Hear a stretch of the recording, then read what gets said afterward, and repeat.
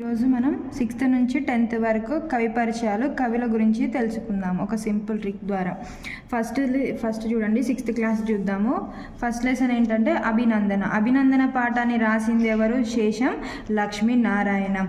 ఎవరు రాశారంటే అభినందన పాఠాన్ని? శేషం లక్ష్మీనారాయణ రాశాడని ఎలా గుర్తుపెట్టుకోవాలంటే చూడండి, అభిషేకం అని గుర్తుపెట్టుకుంటే అభి అంటే అభినందన, శేఖం అంటే శేషం అని గుర్తుపెట్టుకోండి. శేషం లక్ష్మీనారాయణ. అభి అంటే అభినందన పాఠం, శేఖం అంటే శేషం లక్ష్మీనారాయణ. అభినందన పాఠాన్ని ఎవరు రాశారంట? శేషం లక్ష్మీనారాయణ అనే కవి రాయడం జరిగింది. రెండో లెసన్ పేరేంటి? స్నేహబంధాన్ని ఎవరు రాశారు? చిన్నయ్య సూరి రాశాడు కాబట్టి దీన్ని ఎలా గుర్తుపెట్టుకోవాలంటే మా స్నేహబంధం చిన్నప్పటి నుండి ఉంది. స్నేహబంధం చిన్నయ్య అని వచ్చింది. చిన్నప్పటి నుండి అంటే చిన్న కాబట్టి చిన్నయ్య సూరి అని గుర్తుపెట్టుకోండి. ఎవరి బంధం అంట? స్నేహబంధం ఎప్పటి నుంచి ఉందంట? చిన్నప్పటి నుంచి ఉంది. చిన్న అనేది చిన్నయ్య సూరి. ఏ బంధం ఉందంట? స్నేహబంధం అంటే స్నేహబంధ లెసన్ గుర్తుపెట్టుకోండి. స్నేహబంధం చిన్నప్పటి నుండి ఉంది కాబట్టి చిన్నయ్య సూరి. స్నేహబంధం రాసింది ఎవరు? చిన్నయ్య సూరి. నెక్స్ట్ వర్షం. మూడో పాఠం పేరేంటి? వర్షం. ఎవరు రాశారు? డాక్టర్ పల్లా దుర్గయ్య. ఈ పాఠం రాసిన కవి అనమాట. వర్షం కవి ఎవరు? డాక్టర్ పల్లా దుర్గయ్య. ఎలా గుర్తుపెట్టుకోవాలి? వర్షం పడలేదా? వర్షం పడిందా అని అడుగుతాం కదా. పల్లా అన్నాం కాబట్టి ఇక్కడ పల్లా ఉంది కాబట్టి ఏం గుర్తుపెట్టుకోవాలి? డాక్టర్ పల్లా దుర్గయ్య. ఏం పడలేదని అడుగుతున్నాం మనం? వర్షం అని గుర్తుపెట్టుకోండి. వర్షం పాఠం రాసింది ఎవరు? డాక్టర్ పల్లా దుర్గయ్య. నెక్స్ట్ పల్లెటూరి పిల్లగాడ. నాలుగో పాఠం ఏంటి? పల్లెటూరి పిల్లగాడ. ఎవరు రాశారంట? సుద్దాల హనుమంతు. పల్లెటూరి పిల్లగాడ పాఠాన్ని రాసింది ఎవరు? సుద్దాల హనుమంతు. పల్లెటూరిలో సుద్దలతో ముగ్గులు ఎక్కువగా వేస్తారు. ఎక్కడ వేస్తారు శుద్ధ ముక్కలతో ముగ్గులే? పల్లెటూరులో. అంటే శుద్ధ వచ్చింది కాబట్టి సుద్దాల హనుమంతు. ఎక్కడ వేస్తారంట? పల్లెటూరిలో. పల్లెటూరి పిల్లగాడ అని గుర్తుపెట్టుకోండి. శుద్ధలతో ఏం చేస్తాడు? పల్లెటూరులో ముగ్గులు వేస్తారు. ఎక్కడ ఎక్కువ వేస్తారు? పట్టణాల్లో అయితే వేయరు కదా, పల్లెటూరులోనే వేస్తారు కాబట్టి పల్లెటూరి పిల్లగాడ అని గుర్తుపెట్టుకోండి. శుద్ధ ముక్క అని వచ్చింది కాబట్టి శుద్ధాల హనుమంతు అని గుర్తుపెట్టుకోండి. ఐదో లెసన్ పేరు ఏమిటి? చీమల బారు కవి ఎవరంట? పొట్లపల్లి రామారావు. పొట్లం మనం పల్లీల పొట్లం అని గుర్తుపెట్టుకోండి. పొట్లం. దాన్ని ఇంకా గుర్తుపెట్టుకుంటే పల్లీల పొట్లం చుట్టూ చీమలు బారెను. పల్లీల పొట్లం చుట్టూ ఏం బారుతాయి మనకి? చీమలు. అంటే చీమలు బారు ఉంది కాబట్టి చీమల బారు అనే పాఠము. ఏముంది ఇక్కడ? దేని చుట్టూ చీమలు బారుతాయి అంట? పల్లీల చుట్టూ చీమలు బారుతూ ఉంటాయి అన్నమాట. దీన్ని చీమల బారు అంటే పొట్లంపల్లి రామారావు గారు రాశారు. ఏ లెసన్ని రాశారు? చీమల బారు అనే లెసన్ని రాయడం జరిగింది. నెక్స్ట్ ఉడత సాయం. ఎవరు రాశారంట? గోన బుద్ధారెడ్డి. ఆరో లెసన్ పేరు ఉడత సాయం. ఎవరు రాశారు దీన్ని? గోన బుద్ధారెడ్డి. దీనికి ఒక ట్రిక్ చూడండి. ఉడత సాయం చేసే బుద్ధిని రాముడు మెచ్చుకున్నాడంట. ఏ బుద్ధిని రాముడు మెచ్చుకున్నాడు? ఉడత సాయం చేసే బుద్ధిని. ఉడత సాయం అనేది పాఠం పేరు. బుద్ధి అని వచ్చింది కాబట్టి గోన బుద్ధారెడ్డి. ఎవరు మెచ్చుకున్నాడు? రాముడు మెచ్చుకున్నాడు. ఉడత సాయం చేసే బుద్ధిని రాముడు మెచ్చుకున్నాడు. ఉడత సాయం గోన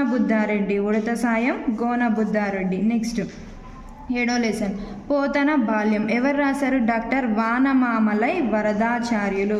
పోతన బాల్యం డాక్టర్ వానమామలై వరదాచార్యులు. వానొచ్చినా వరదొచ్చినా నేను పోతున్నా అంటాం కదా. వానొచ్చినా వరదొచ్చినా నేను పోతున్నా, ఎక్కడికైనా పోతా అంటాం కదా. వానొచ్చినా అంటే వానమామలై, వరదొచ్చినా అంటే వరదాచార్యులు, నేను పోతున్నా అంటే పోతన బాల్యం. ఓకేనా? వానొచ్చినా వరదొచ్చినా నేను పోతున్నా అంటే డాక్టర్ వానమామలై వరదాచార్యులు. ఏ లెసన్ని రాశాడు? పోతన బాల్యాన్ని అనమాట. ఎనిమిదోది శతక కవులు. దీంట్లో అనేక కవులు ఉంటారు. రెండిటిలో శతకాలు ఉంటాయి అన్నమాట. శతక కవులు రాయడం అనేది జరిగింది. నెక్స్ట్ 7వ తరగతి చూద్దాం. చదువు రాసింది ఎవరు? కొరవి గోపరాజు. చదువు అనే పాఠాన్ని రాసింది ఎవరు? కొరవి గోపరాజు. చదివితే గొప్ప రాజు అవుతావు. చదివితే ఏమవుతావు అంట? గొప్ప రాజు అవుతావు. చదువుకు కొరివి పెట్టొద్దు అంటే టోపీ పెట్టకంటాం కదా. గొప్ప రాజు అని వచ్చిందా? కొరవి గొప్ప అనే పదాలు రెండు వచ్చాయి కదా. చదువుకి ఏం పెట్టొద్దు అంటే కొరవి పెట్టొద్దు, గొప్ప రాజు అనమాట. కొరవి గొప్ప రాజు. దేనికి పెట్టొద్దు అన్నాడు? చదువుకి. చదువు అనే పాఠం. చదువు అనే పాఠాన్ని రాసింది ఎవరు? కొరవి గోపరాజు అనే కవి. చదువు కొరవి గోపరాజు. నెక్స్ట్ రెండో లెసన్. ఏ కులం చెరబండరాజు. ఏ కులం చెరబండరాజు. ఏ కులాన్ని దూషించినా చెరసాలలో వేస్తారు. ఏ కులాన్ని దూషించినా సరే ఎందులో వేస్తారు? మనల్ని జైల్లో వేస్తారు కదా, చెరసాలలో. చెర అని వచ్చింది కాబట్టి చెరబండరాజు. ఎక్కడ వేస్తారు? మనం జైల్లో వేస్తారు. చెర బండరాజు. దేన్ని దూషిస్తే వేస్తారు? కులాన్ని. కులం అనేది వచ్చిందా? ఏ కులాన్ని అయినా అన్నదా? ఏ కులం అనే పాఠము ఎవరు రాశారు? చెరబండరాజు. ఏ కులం అనే పాఠాన్ని ఎవరు రాశారు? చెరబండరాజు అనే కవి. నెక్స్ట్ మూడో లెసన్ పేరేంటి? ప్రేరణ. ప్రేరణ ఎవరు రాశారు? డాక్టర్ ఏపీజే అబ్దుల్ కలాం గారు రాయడం జరిగింది. ప్రేరణ డాక్టర్ ఏపీజే అబ్దుల్ కలాం. అబ్దుల్ కలాం నుండి నేను ప్రేరణ పొందాను. పొందిన వాళ్ళు అయితే పొందానని చెప్తారు, పొందుకోవాల్సిన వాళ్ళు అయితే పొందాలి అని చెప్తారు. అవునా కదా. అబ్దుల్ కలాం నుండి ఏం పొందాలి మనం? ప్రేరణ పొందాలి. ప్రేరణ అనేది పాఠం ఎవరి నుండి పొందుకున్నా? అబ్దుల్ కలాం నుండి పొందాం కాబట్టి రాసింది ఎవరు? Doctor APJ Abdul Kalam. దేని నుంచి పొందాడు? ప్రేరణ. అంటే ప్రేరణ లెసన్ని రాసింది ఎవరు? డాక్టర్ ఏపీజే అబ్దుల్ కలాం గారు. నెక్స్ట్ శిల్పి గుర్రం జాషువా. ఇది ఇంపార్టెంట్ క్వశ్చన్, 4 years నుంచి రిపీట్ అవుతున్న క్వశ్చన్. శిల్పి గుర్రం జాషువా. గుర్రం యొక్క శిల్పం. గుర్రం అనేది ఉంది కాబట్టి దేని శిల్పం ఇది? గుర్రం శిల్పం అన్నాడు. శిల్పం శిల్పి. ఏ శిల్పం అంట? గుర్రం శిల్పం కాబట్టి గుర్రం జాషువా. ఇది ఇంపార్టెంట్ మోస్ట్. ఐదో లెసన్ పేరేంటి? అమ్మ జ్ఞాపకాలు. అమ్మ జ్ఞాపకాలు రాసింది ఎవరు? టి కృష్ణమూర్తి యాదవ్. అమ్మ జ్ఞాపకాలు పాఠాన్ని రాసింది ఎవరు? టి కృష్ణమూర్తి యాదవ్. అమ్మ జ్ఞాపకాలు యాదికి తెచ్చుకోవడం. యాదికి తెచ్చుకోవడం అంటే జ్ఞప్తికి తెచ్చుకోవడం. అమ్మ జ్ఞాపకాలు యాదికి తెచ్చుకోవడం. యాది అనేది ఉంది కాబట్టి ఇక్కడ యాదవ్ అనే పదం ఉంది కాబట్టి కృష్ణమూర్తి యాదవ్. టి కృష్ణమూర్తి యాదవ్. దేన్ని తెచ్చుకున్నాం యాదికి? అమ్మ జ్ఞాపకాలు. అంటే అమ్మ జ్ఞాపకాలు అనే పాఠము టి కృష్ణమూర్తి యాదవ్ అనేది చూడండి కవి అనమాట. నెక్స్ట్ ఆరోది పల్లె అందాలు. అచ్చి వెంకటాచార్యులు. పల్లె అందాలు రాసింది ఎవరు? అచ్చి వెంకటాచార్యులు. అచ్చమైన పల్లె అందాలు. అచ్చమైన పల్లె అందాలు ఎక్కడుంటాయి? పల్లెటూరులోనే కాబట్టి అచ్చి వచ్చిందా? అచ్చ అన్నాడు కాబట్టి అచ్చి వెంకటాచార్యులు. ఎక్కడుంటాయి అంటే అచ్చమైనవి పల్లెటూరులో మాత్రమే ఉంటాయి కాబట్టి పల్లె అందాలు అని గుర్తుపెట్టుకోండి. నెక్స్ట్ శ్రీలు పొంగిన జీవగడ్డ. శ్రీలు పొంగిన జీవగడ్డ. రాయప్రోలు సుబ్బారావు. శ్రీలు ప్రోలు. శ్రీలు ప్రోలు అని గుర్తుపెట్టుకోండి. శ్రీలు అంటే రాయప్రోలు. శ్రీలు అంటే శ్రీలు పొంగిన జీవగడ్డ. ప్రోలు అంటే రాయప్రోలు అని చివరి వచ్చిందా? రాయపోలు సుబ్బారావు గారు అని గుర్తుపెట్టింది. శ్రీలు పొంగిన జీవగడ్డ రాయపోలు సుబ్బారావు గారు రాశారనమాట. గ్రామాలలోని వేడుకలు దేవులపల్లి రామానుజరావు. గ్రామాలలోని వేడుకలు దేవులపల్లి రామానుజరావు రాయడం జరిగిందనమాట. గ్రామాలలోని వేడుకలు క్రీడా వినోదాలు ఎవరు రాశారు? దేవులపల్లి రామానుజరావు. గ్రామాలలో రాముని వేడుకలు జరుగుతుంది. గ్రామాలలో ఎవరి వేడుకలు జరుగుతాయంట? రాముని వేడుకలు జరుగుతాయి కాబట్టి రాముని అనంద రామ. దేవులపల్లి రామానుజుడు. ఏం జరుగుతాయి గ్రామాలలో? వేడుకలు కాబట్టి గ్రామాలలో వేడుకలు క్రీడా వినోదాలు పాఠంని ఎవరు రాశారు? దేవులపల్లి రామానుజరావు. నెక్స్ట్ 8వ క్లాసుని చూడండి. త్యాగ నిరతి ఎవరు రాశారు? నన్నయ్య. త్యాగ నిరతి అనే పాఠాన్ని ఎవరు రాశారు? నన్నయ్య. దీన్ని ఎలా గుర్తుపెట్టుకోవాలి? త్యాగానికి నిదర్శనం ఎవరు? నాన్న. త్యాగానికి నిదర్శనం ఎవరు? నాన్న లేనిదే మన జీవితం అనేది ముందుకెళ్ళదు కాబట్టి త్యాగానికి నిదర్శనం ఎవరు? నాన్న. త్యాగం అనే పాఠం కదా. నాన్న అన్న పదంలో ఏముంది? నన్నయ్య అని గుర్తుపెట్టుకోండి. త్యాగ నిరతి నన్నయ్య. సముద్ర ప్రయాణం. నెక్స్ట్ ఏంటి సముద్ర ప్రయాణం, రెండో లెసన్ సముద్ర ప్రయాణం. ఎవరు రాశారు? ముద్దు రామకృష్ణయ్య. సముద్ర ప్రయాణం ముద్దు రామకృష్ణయ్య. సముద్ర ప్రయాణం ఎంత ముద్దుగా ఉంటుందో లేదా ఉందో, చూసిన వాళ్ళు అయితే ఉందో అంటారు, చూడని వాళ్ళు అయితే ఉంటుందో అని అంటారు. సముద్ర ప్రయాణం ఎంత ముద్దుగా ఉందో. సముద్ర ప్రయాణం అనుందా, అది పాఠము. ఎంత ముద్దుగా ఉందో, ముద్దు అనే పదం ఉంది కాబట్టి ముద్దు రామకృష్ణయ్య. సముద్ర ప్రయాణం ఎంత ముద్దుగా ఉందో. సముద్ర ప్రయాణి రాసింది ఎవరు? ముద్దు రామకృష్ణయ్య. మూడో లెసన్ బండారి బసవన్న, పాల్కూరి సోమనాథుడు. బండారి బసవన్న కవి ఎవరు? పాల్కునూరి సోమనాథుడు. సోమనాథుడు అంటే శివుడు. ఇతని వాహనం ఏంటి? బసవ. బసవ అంటే ఏంటి? ఎద్దు. సోమనాథుడు, సోమ వచ్చింది కాబట్టి ఏంటి? సోమనాథుడు అని. పాల్కునూరి సోమనాథుడు శివుడు అన్నాడు కాబట్టి ఏమనాలి? ఇతని వాహనం ఏంటంట? బసవ, ఎద్దు. అంటే బండారి బసవన్న, బసవ అనేది వచ్చింది కాబట్టి బండారి బసవన్న, పాల్కునూరి సోమనాథుడు. నెక్స్ట్ నాలుగో లెసన్ చిన్నప్పుడే అనే పాటని ఎవరు రాశారు? వట్టికోట అల్వారు స్వామి. చిన్నప్పుడే అనే పాఠాన్ని ఎవరు రాశారు? వట్టికోట అల్వారు స్వామి. చిన్నప్పుడే ఉట్టుట్టిగా కోటలన్నీ తిరుగుతాడు ఎవరు? అల్వారు స్వామి. చిన్నప్పుడే ఉట్టుట్టిగా కోటలన్నీ తిరిగి వస్తామని చెప్తాంగా, అల్వారు స్వామి చిన్నప్పుడే ఉట్టుట్టిగా కోటలన్నీ తిరిగి వస్తాడు. చిన్నప్పుడే అని ఉంది కాబట్టి చిన్నప్పుడు లెసన్. ఎవరు తిరుగుతారంట? వట్టికోట అల్వారు స్వామి అని ఉంది కాబట్టి వట్టికోట అల్వారు స్వామి. చిన్నప్పుడే వట్టికోట అల్వారు స్వామి. ఐదో లెసన్ గేయాలు. ఎవరు రాశారు? ఆచార్య బిరుదు రాజు రామరాజు. ఆచార్య బిరుదు రాజు రామరాజు అనమాట. తెలుగు జానపద గేయాలకు కూడా బిరుదులు ఇస్తారు. తెలుగు జానపద గేయాలకు కూడా బిరుదులు ఇస్తారు. జానపద గేయాలు అన్నాడు కాబట్టి గేయాలు అనే పాఠం ఏమి ఇస్తారంట? బిరుదు అనే వర్డ్ వచ్చింది కాబట్టి ఆచార్య బిరుదు రాజు రామరాజు అనమాట. నెక్స్ట్ ఆరో లెసన్ పేరేంటి? మంజీరా. మంజీరా పాఠాన్ని రాసింది ఎవరు? వేముగంటి నరసింహాచార్యులు. వేముగంటి నరసింహాచార్యులు. వేములవాడలో మంజీరా నాదం సంగీతం చేస్తారనమాట. వేములవాడలో మంజీరా నాదం ఉంటుంది. వేములవాడ అని వచ్చింది కాబట్టి వేముగంటి నరసింహాచార్యులు. వేములవాడ గుర్తుపెట్టుకోండి, వేముగంటి నరసింహాచార్యులు.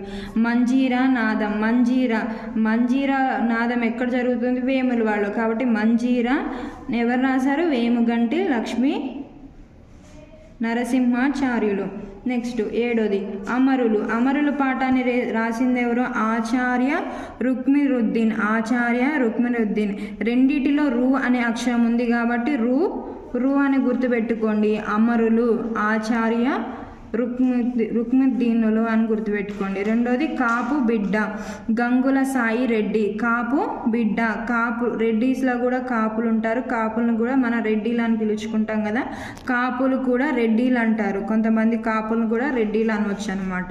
కాపు బిడ్డ, కాపు అని గుర్తుపెట్టుకోండి. ఎవరిని? కాపులను ఏమంటారు? ఒక్కోసారి రెడ్డిలు అని కూడా అంటాం కాబట్టి గంగుల సాయి రెడ్డి అనే గుర్తుపెట్టుకోండి. కాపు బిడ్డ లెసన్ రాసింది ఎవరు? గంగుల సాయి రెడ్డి. తొమ్మిదో లెసన్ ఏంటి? మాట్లాడే నాగలి. మాట్లాడే నాగలి ఎం వేణుగోపాలరావు. వేణుగోపాలుడితో వేణువు. వేణుగోపాలుడితో వేణువు. బలరాముడితో నాగలి ఉంటుంది అన్నాడు. నాగలి వేణువు వచ్చిందా? వేణుగోపాలుడితో వేణువు వేణుగోపాలరావు. బలరాముడితో నాగలి ఎప్పుడు ఉంటుందంట కాబట్టి నాగలి. మాట్లాడే నాగలి. ఎవరు రాశారు? ఎం వేణుగోపాల రావు. బండారి బసవన్ననేమో పాల్కునూరి సోమనాథుడు. చిన్నప్పుడే అంటే వట్టికోట అల్వారు స్వామి. గేయాలు ఆచార్య బిరుదు రాజు రామరాజు. మంజీరా వేముగంటి నరసింహాచార్యులు. కాపు బిడ్డ గంగుల సాయి రెడ్డి. మాట్లాడే నాగలివెం వేణుగోపాలరావు. 9వ తరగతి చూడండి. ఇప్పుడు ఫస్ట్ లెసన్ నేనెరిగిన బూర్గుల పివి నరసింహారావు. నేనెరిగిన బూర్గుల పాఠాన్ని రాసింది ఎవరు? పివి నరసింహారావు. పివి నరసింహారావు గురువు ఎవరంట? బూర్గుల. పివి నరసింహారావు గురువు ఎవరంట? బూర్గుల. నేనెరిగిన బూర్గుల అనేది బూర్గుల గుర్తుపెట్టుకొని నేనెరిగిన బూర్గుల ఎవరి గురువు అంట? పివి నరసింహారావు గారి గురువు. నెక్స్ట్ 2వ లెసన్ వలస కూలి. ముకురాల రామిరెడ్డి. వలస కూలి కవి ఎవరంట? ముకురాల రామిరెడ్డి. వలస కూలీలు 3 ముకురాలు పెట్టి వండుకుంటారు. వలస కూలీలు 3 ముకురాలు పెట్టి వండుకుంటారు అంటే ఈ విధంగా ఉంటుందన్నమాట. పొయ్యి మీద పెట్టి వాళ్ళు వండుకోవడం జరుగుతూ ఉంటుంది. 3 ముకురాలు పెట్టి ఎవరు వండుకుంటారు? వలస కూలీలు. కాబట్టి వలస కూలీలు దేని మీద వండుకుంటారు? ముకురాలు అన్నాడు కాబట్టి ముకురాల రామిరెడ్డి. నెక్స్ట్ 3వ లెసన్ చెలిమి. చెలిమిని ఎవరు రాశారంట? పొన్నిగంటి తెలంగాణ. పొన్నిగంటి తెలంగాణ వాళ్ళతో చెలిమి చేయడం. తెలంగాణ వాళ్ళతో ఏం చేస్తాం? చెలిమి చేయడం. ఎలాంటిదంట? పొట్టి కూర అంత రుచిది. పొట్టి కూర అంతదంట. తెలంగాణ వాళ్ళతో చెలిమి చేయడం ఎలాంటిది? కమ్మనైనదంటే పొట్టి కూర లాంటిది. పొట్టి అన్నాడు కాబట్టి ఏం గుర్తుకొని? పొన్నిగంటి తెలంగాణ. ఏం తింటా? చెలిమి అంటే స్నేహం కదా. చెలిమి అనే పాటను రాసింది ఎవరు? పొన్నిగంటి తెలంగాణ. ఉద్యమ స్ఫూర్తి సంగం లక్ష్మీబాయి. ఉద్యమ స్ఫూర్తి కవి ఎవరు? సంగం లక్ష్మీబాయి. సంఘంలో స్ఫూర్తిగా తీసుకోవాలి మనల్ని. సంఘంలో ఎలా తీసుకోవాలంట? స్ఫూర్తి అన్నాడు కాబట్టి ఉద్యమ స్ఫూర్తి. ఎక్కడ తీసుకోవాలంట? సంఘంలో. ఇక్కడ సంఘం వచ్చింది కాబట్టి సంగం లక్ష్మీబాయి. 5వ lesson chorus. Salandra Lakshminarayana. Chorus Salandra Lakshminarayana రాయడం జరిగింది. సల్లగా లక్ష్మీనారాయణ స్తోత్రం వింటే చల్లగా ఉంటుంది. అది మీరు క్రియేట్ చేసుకోండి. నేనైతే అది అనుకుంటున్నాను. చల్లగా ఉంది కాబట్టి సలంద్ర లక్ష్మీనారాయణ. కోరస్ అని గుర్తుపెట్టుకోండి. తర్వాత 6వ లెసన్ వాగ్భూషణం. 6వ లెసన్ పేరేంటి? వాగ్భూషణ్. డాక్టర్ ఇరువెంటి కృష్ణమూర్తి. వాగ్భూషణ్ ఇరువెంటి కృష్ణమూర్తి. వాగుకి ఇరువైపులా కృష్ణుడి మూర్తులు ఉన్నాయి. వాగుకి ఇరువైపులా కృష్ణుడి మూర్తులు ఉన్నాయి. ఇక్కడ మూర్తులు అని ఉంది. ఇరువైపులా ఉంది. ఇరు అని గుర్తుపెట్టుకోండి. కృష్ణుడి ఇరువైపులా ఇరు, కృష్ణుడి కృష్ణ, మూర్తి ఉన్నాయంటే డాక్టర్ ఇరువెంటి కృష్ణమూర్తి అని గుర్తుపెట్టుకోవాలి. దేన్ని? వాగుకి ఇరువైపులా కృష్ణుడి మూర్తులు ఉన్నాయి. వాగు అంటే వాగ్భూషణం అని గుర్తుపెట్టుకోండి. నెక్స్ట్ 7వది వాయసం. 7వ లెసన్ పేరేంటి? వాయసం. మామిడ్ల రామగౌడ్. మామిడి పండు తెంపితే ఆయాసం వచ్చేదాకా కొడతారు. అవునా కదా? మామిడి పండు దొంగతనం చేస్తే దొరికినప్పుడు ఏం చేస్తారు? కొడతా ఉంటుంది. ఏమొచ్చేదాకా కొడతారంట? ఆయాసం. మామిడ్ల అన్నాడు కాబట్టి మామిడ్ల రామిగౌడ్.